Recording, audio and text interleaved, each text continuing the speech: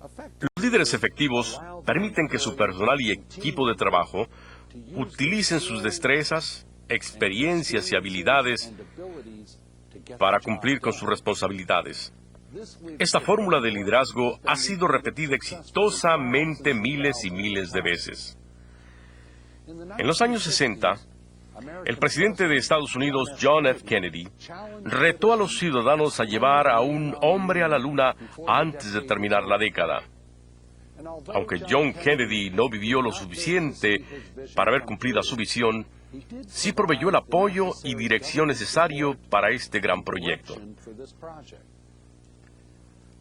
Pero lo más importante fue que, una vez asignados los recursos, se hizo a un lado y dejó que la Agencia Nacional de Aeronáutica y del Espacio, NASA, administrara el trabajo y cumpliera con el proyecto. Así, en 1969, 2 astronautas llegaron exitosamente a la Luna. Los administradores y los líderes son 2 tipos de personas muy diferentes cuando se trata de reflexionar fuera de la caja. Como Abraham Selesnik hizo notar en su artículo de la revista Harvard Business Review, los administradores típicamente se enfocan hacia metas que surgen por necesidad, más que por sus propios deseos. Los administradores se dedican a resolver conflictos entre personas o áreas de trabajo, tranquilizando a todas las partes y a la vez asegurando que las actividades diarias de la organización se realicen. Los líderes, según el profesor Selesnik, adoptan actitudes activas y personales hacia las metas establecidas. Buscan las oportunidades potenciales y recompensas que pudieran estar cerca, inspirando a sus colaboradores y encendiendo la chispa de un proceso creativo, utilizando la propia energía de ellos. La relación de los líderes con su personal y compañeros es intensa. Y por lo tanto, el ambiente de trabajo que en la práctica generan seguido tiende a ser caótico. Yo creo que la razón del por qué los líderes son más capaces de inspirar cambios y movimientos innovadores en nuestras organizaciones y comunidades está ligada estrechamente al hecho de que ellos nunca son impulsados por el poder o la política, sino guiados por principios y valores. En unos minutos más hablaremos sobre esto de los principios y valores en más detalle. Pero sigamos con el tema de los administradores. Estos generalmente tienden a crear vínculos personales muy estrechos con sus organizaciones y a manejar un fuerte sentido del concepto de comunidad corporativa. Pero los líderes se separan de toda esta complejidad de la realidad gerencial y administrativa en el trabajo y en la comunidad. Son capaces de operar exitosamente sin estar atados a una ideología o a tener que jugar cierta política de preferencias, lo cual siempre inhibe el cambio y empantana el pensamiento creativo. De esta manera, los buenos líderes pueden tomar mejores decisiones. De hecho, una de las responsabilidades más importantes de un líder es tomar las decisiones correctas. Para poder lograr esto, el buen líder constantemente busca nuevas ideas, soluciones creativas a sus problemas, así como datos e información que apoyen su forma de pensar. El líder efectivo sabe que la mayoría de las decisiones por sí solas no son determinantes del éxito. No obstante, todas son importantes porque una decisión afecta a la otra que le sigue y así sucesivamente. Por eso es muy importante que el líder piense innovadoramente y utilice siempre técnicas de reflexión creativa al tomar decisiones. Si se toma una decisión mala o equivocada desde el principio, esto será un serio impacto negativo sobre el conjunto de decisiones que se tomará después. Muchos líderes que yo he entrevistado dicen que se resisten a tomar decisiones muy importantes prematuramente. Más bien, ellos prefieren utilizar un proceso creativo que llaman investigación y confirmación de hechos, analizando cuidadosamente las opciones y consecuencias de cada fase de un problema complejo o decisión difícil. Los buenos líderes pueden controlar mejor el resultado. Por ejemplo, un líder que entrevisté recientemente contemplaba un asunto complejo que posiblemente impactaría a muchas personas y áreas de trabajo en su empresa. Este asunto involucraría a los departamentos de investigación y desarrollo de nuevos productos, al de mercadotecnia y ventas, por nombrar algunos. Este líder decidió mantener un inventario de los probables problemas y las etapas de evolución de este complejo asunto para poder monitorear su evolución en la práctica.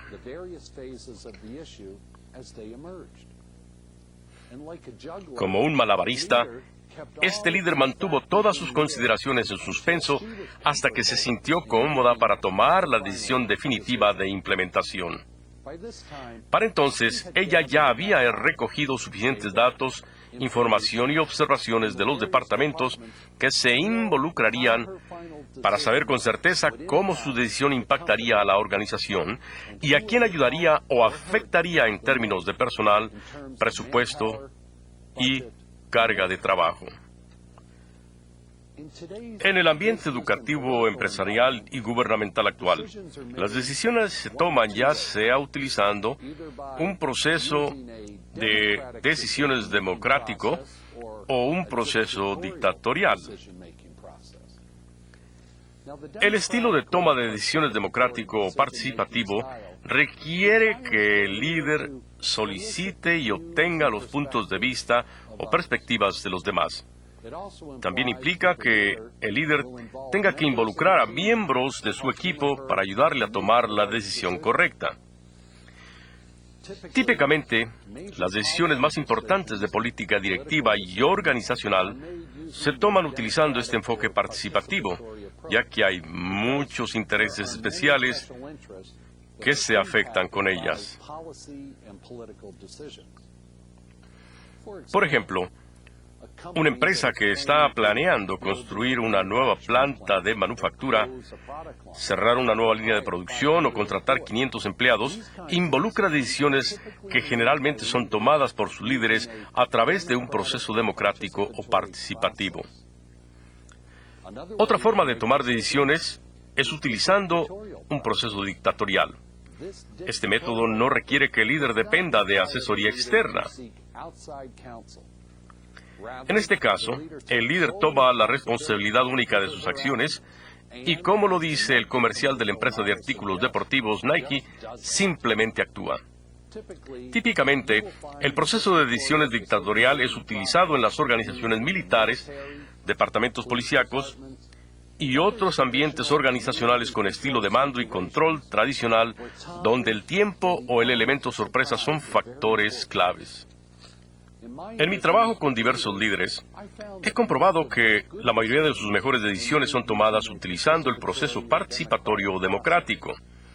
Es decir, los líderes exitosos involucran a equipos o grupos de apoyo para ayudarles a tomar las decisiones claves. Ya que hablamos de equipos, es importante hacer notar que los equipos de trabajo son un elemento dinámico y esencial del éxito del líder actual. Los equipos representan su vehículo más confiable para implementar visión y planes establecidos. Otro aspecto importante de los equipos de apoyo es la base de talento y experiencia que estos traen al proceso creativo. Mi trabajo con el programa de premios de excelencia de equipos Teams Excellence Award de California, el cual es parte de una competencia nacional de excelencia patrocinada por la Asociación Promotora de Calidad llamada Association for Quality and Participation, o AQP, con sede en Cincinnati, Ohio, he descubierto que los equipos de trabajo son una de las fuentes más innovadoras y creativas que tenemos ahora a la mano para mejorar el desempeño organizacional y para implementar mejoras de procesos de trabajo. La desventaja del estilo de decisiones democrático o participatorio es que tiende a tomar más tiempo. Y muy seguido, el líder no tiene el lujo de contar con ese tiempo. Por esta razón, el líder exitoso debe tener la habilidad de agilizar su proceso decisorio para que las decisiones importantes las tome con rapidez. Al mismo tiempo, esas decisiones deben ser las correctas.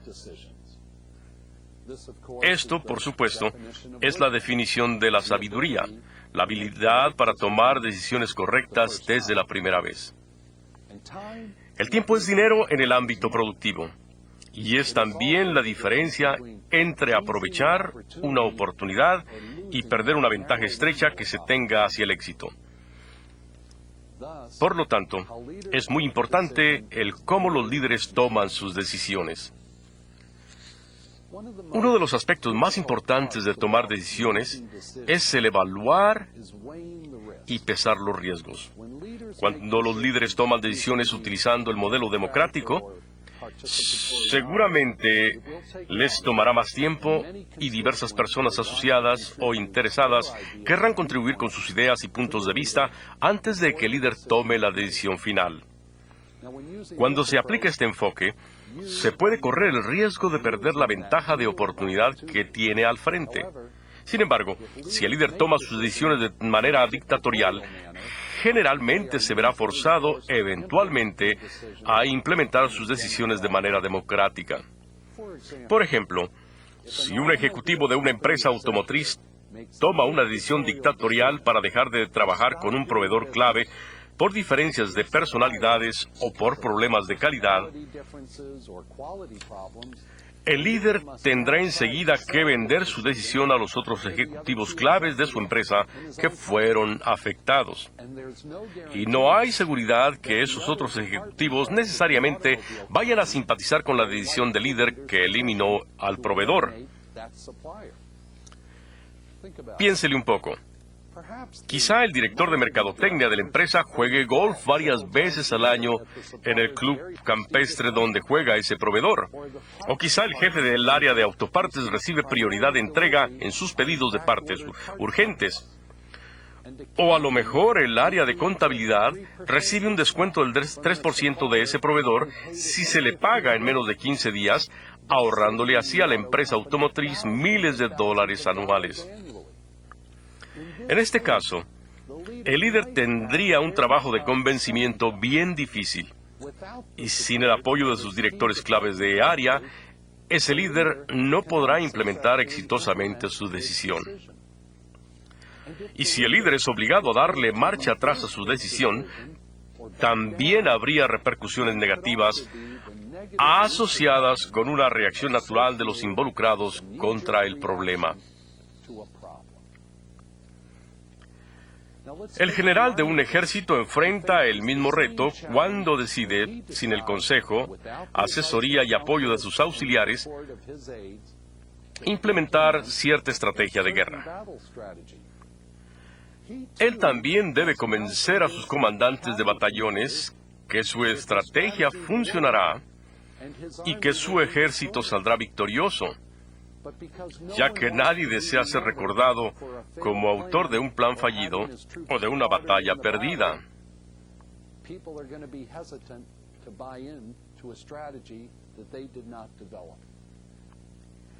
Independientemente de qué método de decisiones escoja el líder, generalmente éste goza en su rol de tomar decisiones e implementarlas. Y una vez que la decisión ha sido tomada e implementada, el buen líder se va al siguiente problema o reto. No es infrecuente que los líderes hoy en día manejen muchos proyectos a la vez. Esto es más común en el caso de los emprendedores que muchas veces intervienen en el desarrollo de un proyecto en varias fases del mismo, tomando algunas decisiones y luego separándose de él hasta que se haya obtenido nueva información o datos para luego tomar más decisiones en un proceso intermitente. Entonces, ¿cuáles son los beneficios de utilizar un proceso democrático de toma de decisiones? Bueno, existen dos importantes beneficios. El primero es que el líder crea consenso a favor de su plan utilizando el proceso democrático.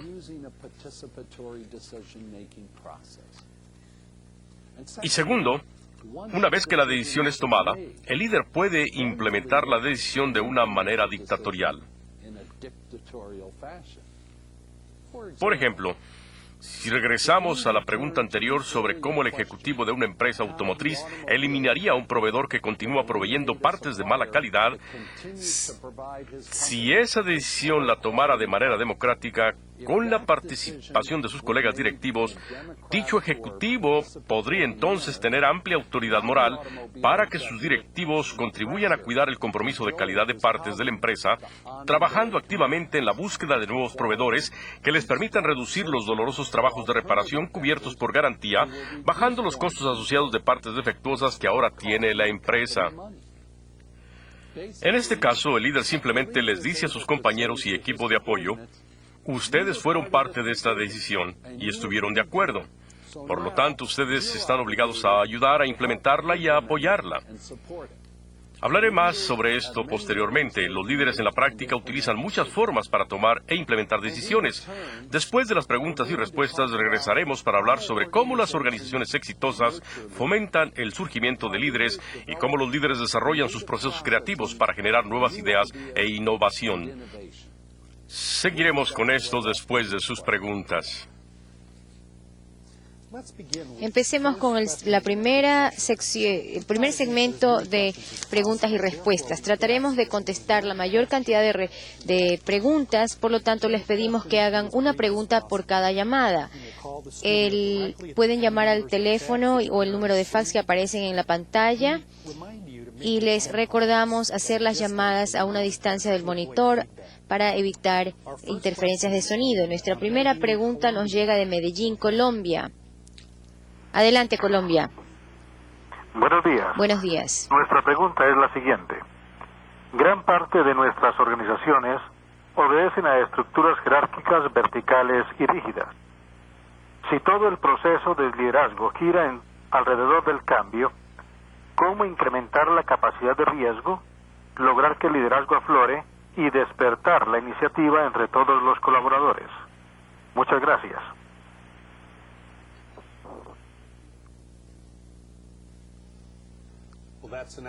Esa es una pregunta maravillosa. Muchas gracias por su pregunta. Pienso que hay dos temas aquí. El primero, obviamente, si usted está en una posición de mandos medios, tendrá que seguir la cultura y los valores de la alta dirección, porque ellos son los que marcan la pauta. Y hay que hacerlo dentro de los límites establecidos para no perder su trabajo.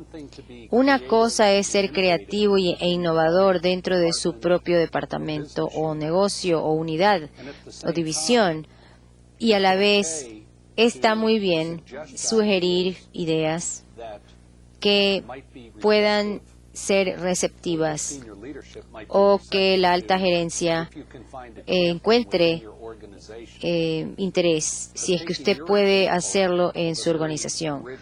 Pero, por ejemplo, una estructura muy rígida, vertical, donde el orden se da desde arriba hacia abajo, o donde las órdenes se imparten de arriba hacia abajo, entonces la esfera de influencia suya para poder estimular el pensamiento creativo o las nuevas ideas va a ser limitado, francamente, dentro de su propia unidad comercial, porque si usted se sale de ella, va a enfrentarse a una resistencia bastante grande, especialmente en una organización muy rígida.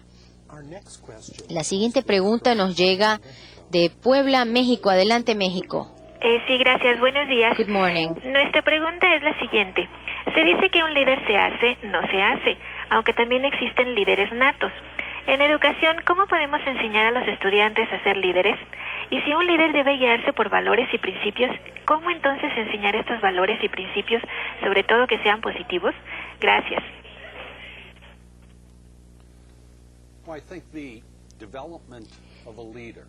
Creo que el desarrollo de un líder es realmente un proceso de 3 etapas. Primeramente, usted hizo el comentario de que los líderes pueden nacer o que también se hacen. Yo creo que pocos líderes nacen. La mayor parte de los hombres y mujeres se vuelven líderes como resultado de influencias muy positivas de algún mentor, de algún entrenador, de alguien que lo guía. Por ejemplo, la empresa General Electric, Jack Welch, uno de los grandes empresarios, ha dicho en varias entrevistas que sus facultades de líder se desarrollaron en un proceso de 25 años. Y recuerden que Jack Welch de la General Electric solamente trabajó para esa empresa, para la General Electric toda su vida. Y cuando se tiene ese tipo de cultura que anima y que promueve el desarrollo de los líderes y que los hace crecer en base a principios de liderazgo muy demostrados y a normas muy altas y valores muy progresistas, entonces se va a desarrollar una generación de líderes que va ascendiendo en una organización. Así que, volviendo a su pregunta, las dos o tres cosas que toda o cualquier organización puede hacer es, primeramente, identificar tempranamente a los hombres y mujeres que realmente quieren ser líderes, porque no todos quieren ser líderes. En segundo lugar, asegurarse de que se los capacite y se los entrene y se los eduque en la cultura de la compañía. Ciertamente esos aspectos de su cultura que funcionan. Y por último, darles la oportunidad de liderar. Y a propósito, cuando yo digo la oportunidad de liderar, también hay que darles la oportunidad de equivocarse en su camino hacia adelante. No todos los líderes tienen éxito en cada uno de los proyectos que emprenden, así que hay que darles un espacio, una oportunidad, crear un ambiente para que la persona tenga la oportunidad de equivocarse, de experimentar y ensayar cosas y crecer y corregir sus errores y sus experimentos. Muchas gracias, Tom. Creo que nuestra siguiente pregunta nos llega de la República Dominicana, me parece. Adelante, República Dominicana. Sí, buenos días, desde López, Santo Domingo. Mi pregunta es, ¿cómo será posible lograr la interconectividad de todas las personas durante 7 días, las 24 horas, en los próximos 3 años, si la mitad de la población de la Tierra jamás ha hecho una llamada telefónica en sus vidas? Gracias.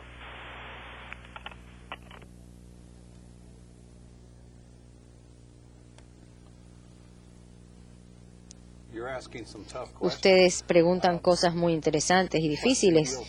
La respuesta tiene que ver con la conectividad y cómo puede ser posible que una organización, o pienso yo en el contexto de su pregunta, de la población, cómo hacer que se conecte con la parte del mundo que progresa, cuando tenemos gente que es subeducada o que no tiene realmente experiencia con la tecnología en absoluto.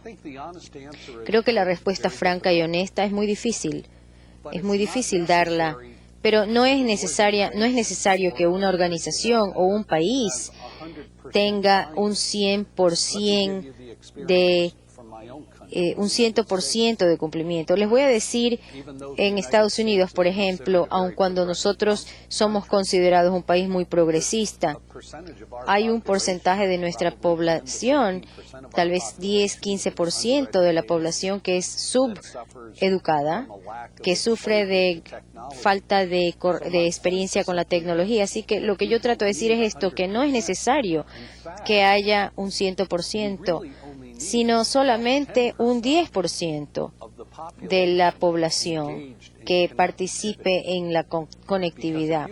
Porque si usted logra aún el 10% de la población o de los empleados de su organización que piensen de una manera creativa y que usen tecnología, lo que es alta tecnología, alto toque, esto es ya en sí un catalizador para estimular el progreso en su organización.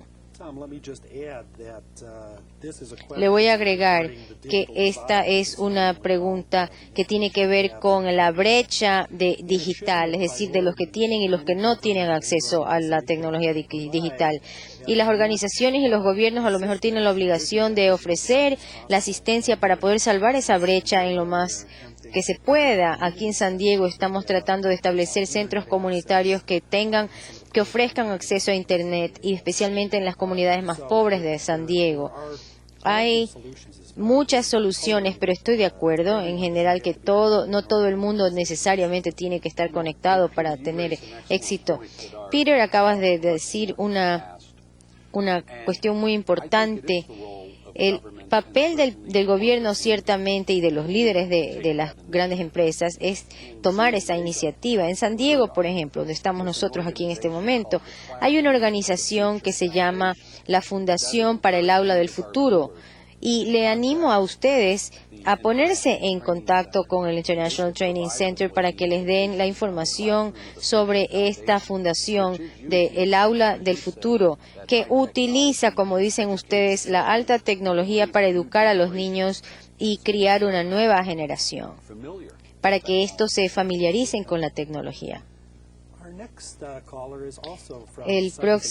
La próxima llamada nos llega también de Santo Domingo, República Dominicana. Adelante. Buenos días, María Bisonó.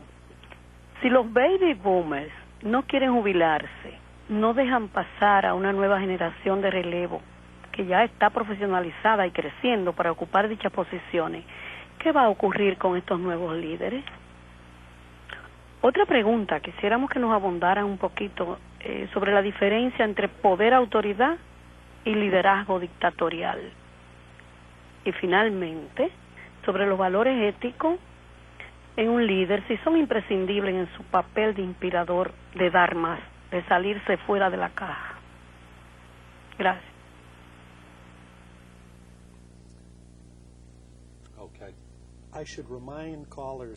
Recordar a los que llaman que por favor hagan una pregunta por cada llamada. Bueno, vamos a hacer aquí una excepción para nuestros amigos de la República Dominicana. Primeramente, con relación a la generación de posguerra, de los baby boomers, hay dos cosas que van a ocurrir naturalmente, que vamos a morir y que vendrá una nueva generación a reemplazarnos. Pero, por supuesto, lo otro es que muy pronto va a ocurrir, dentro de los 10 próximos años, que la generación X y la generación Y, o sea, los de 30 y los de 40 años, y de 20 y de 30 en realidad, ellos están ya pensando fuera del molde, ya tienen nuevas ideas, tienen nuevas formas de hacer las cosas. Y el presidente americano John Kennedy dijo incluso, nosotros pasaremos la antorcha a una nueva generación porque eso es lo natural, eso es lo que ocurre. Y yo no estoy preocupada acerca de aquellos que tienen 20 y 30 años. Ellos tendrán su momento, su época y podrán implementar sus ideas. Con respecto a la pregunta que usted hace sobre autoridad y cómo los líderes toman decisiones, porque usted nos hizo la pregunta acerca de las decisiones dictatoriales, no existe nada malo, no es malo que el líder tome la decisión desde un punto de vista dictatorial. El reto que tiene el líder cuando él es muy autoritario y utiliza el enfoque autoritario para tomar una decisión es que deben gastar mucha energía y tiempo para convencer a sus colegas de que esa decisión realmente es la buena, la correcta. Ese es el reto que tiene un líder que es autoritario y que utiliza el método dictatorial. Y quiero agregar otra cosa más. Si usted tiene un estilo muy fuerte, muy de orden, autoritario, usted tiene que tener mucho cuidado para que no sea percibido como una persona autoritaria todo el tiempo. Y eso lo digo porque en realidad usted no quiere enajenar a la gente de la organización. Si ellos piensan que todas las decisiones las debe tomar usted, entonces las personas se desenganchan del proceso y usted lo que va a lograr es sofocar el pensamiento creativo. Entonces, ¿para qué pensar en forma creativa si de hecho de usted va a venir la respuesta antes de que ellos tengan otra solución o hayan resuelto el asunto de otra manera?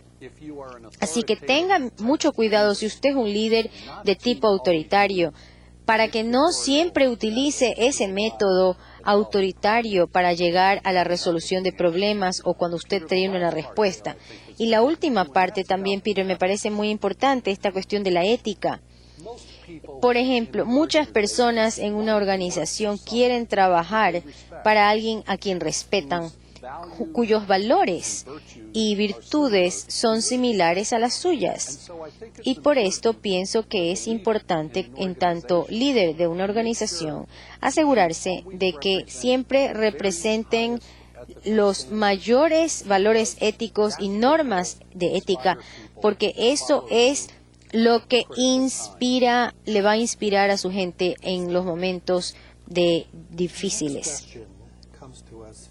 La siguiente pregunta nos llega de la Universidad de Sonora, Hermosillo, Sonora, México. Adelante. Sí, muchas gracias. Muy buenos Thank días. you. Good morning. Un saludo desde la Universidad de Sonora.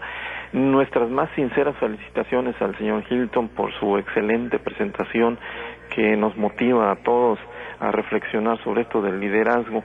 Mi pregunta es una especie de reflexión en la primera pregunta del colega de Santo Domingo, y yo preguntaría, bueno, el ser líder democrático está estrechamente relacionado con las tecnologías. Yo pensaría que no, hay otros tipos de instrumentos o recursos que se pueden, a los que se puede recurrir para poder llevar a cabo este tipo de prácticas de liderazgo participativo de todos. Yo digo, ¿es necesario tener a la mano las nuevas tecnologías, estas tecnologías de punta, o podemos ejercer el liderazgo con otro tipo de recursos? Gracias.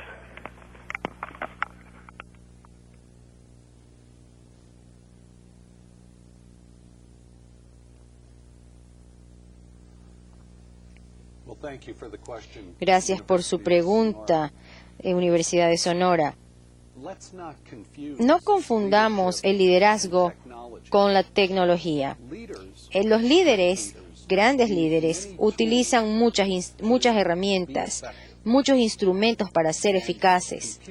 Y las computadoras, los sistemas inalámbricos y todo tipo de tecnología, como por ejemplo la tecnología que está llevando a ustedes este programa, son meras herramientas, instrumentos que los líderes utilizan para poder hacer progresar y avanzar el pensamiento de su gente. El reto que tiene el líder, ciertamente uno de los grandes retos, como dice Peter Senge, el autor de La Quinta Disciplina, que es un gran libro que les recomiendo. El doctor Sanger sugiere que las organizaciones de más éxito son organizaciones que aprenden, de tal manera que el trabajo del líder es crear un ambiente en el que el empleado puede aprender.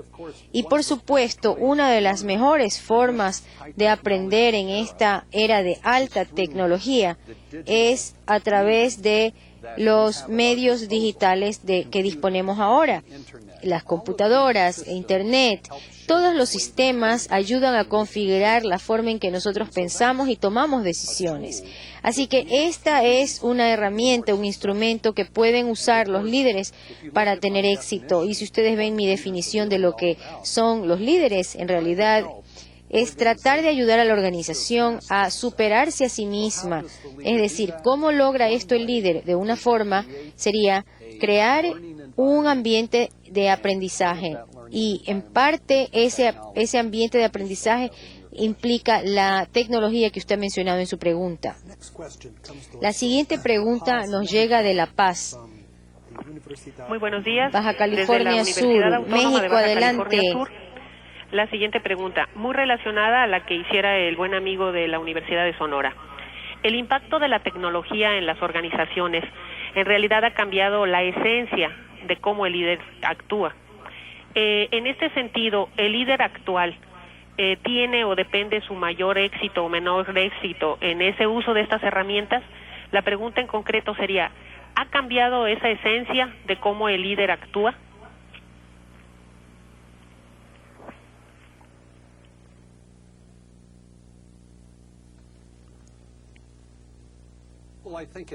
Creo que sí se ha configurado la forma del comportamiento y cómo actúa el líder, y se ha cambiado ligeramente. Anteriormente habíamos dicho que el ambiente político aquí, por ejemplo, en Estados Unidos, existe. Y recordaremos que hace 20 años, cuando el presidente de Estados Unidos era Ronald Reagan, él hizo un comentario en un micrófono que estaba encendido y él no se había dado cuenta. Y él hizo un chiste y dijo en el chiste, continuaremos bombardeando Rusia. Él, por ejemplo, estaba sencillamente bromeando.